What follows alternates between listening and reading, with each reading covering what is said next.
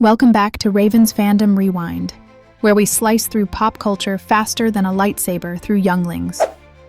Today we're traveling to the mythical landscapes of Middle-earth and diving into the ever-magical world of the Lord of the Rings. Buckle up, nerds. It's about to get precious. Now, let's address the one ring to rule them all. No, not the jewelry trending on Elven Etsy. I'm talking about the infamous accessory that's basically Doom on a chain. Once slipped onto your finger, you'll either become invisible or immediately need therapy. But Frodo, sweet, sheltered Frodo, embarks on a journey that could give long-distance hikers altitude sickness just thinking about it. Let me give you the Cliff Notes. Frodo inherits this ultimate evil bling in the Fellowship of the Ring, spends the entirety of the Two Towers getting progressively grimier, and finally dropkicks it, or, fumbles it, into Mount Doom in the Return of the King. Along the way, he collects what I like to call the fantasy squad. Aragorn, a crownless king in desperate need of a razor. Legolas, basically a walking hair commercial armed with arrows.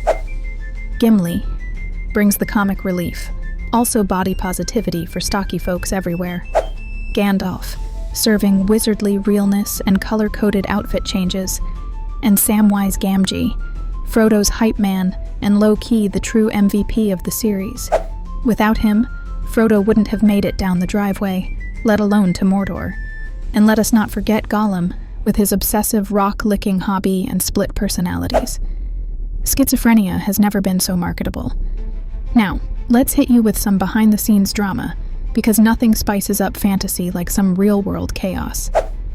Did you know that Viggo Mortensen, our king in Casual Clark's Aragorn, literally broke toes kicking a helmet during filming?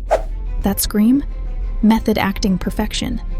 Or that the entire cast got matching tattoos of the Elvish word for 9.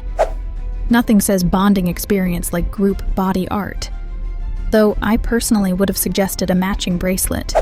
But hey, there's more drama. The real kicker? Sean Astin, our beloved Sam, stepped on a piece of broken glass in a river scene. No respect for Hobbit feet, am I right? And can we talk about Peter Jackson's insane vision for this trilogy?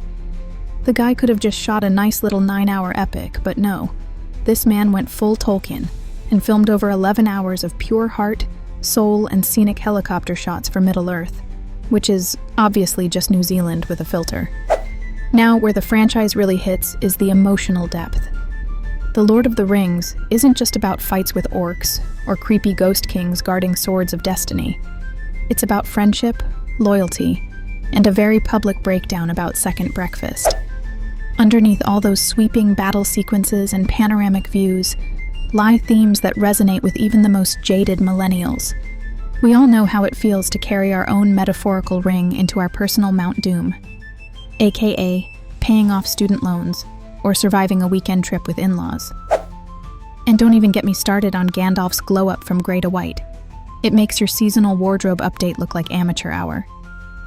But let's talk iconic moments. Remember when Gandalf drops, "You shall not pass," while trying to cancel Balrog's bridge advance? Pure cinematic adrenaline. Or when Legolas surfs down a staircase using a shield to shoot arrows like some sort of medieval Tony Hawk? How about Aragorn casually rolling up to battle with an army of literal ghosts? Watch him, Pirates of the Caribbean. It's not your shtick anymore.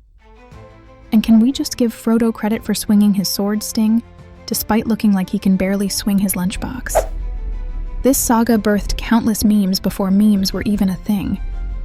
Whether you're using One Does Not Simply for Monday vibes or Gollum's My Precious for your coffee addiction, Tolkien's legacy is immortal. So why is this trilogy such a phenomenon? Maybe because it's proof that hope, friendship, and a little courage can literally save the world, or at least Middle-earth. Fun fact, the eagle debate.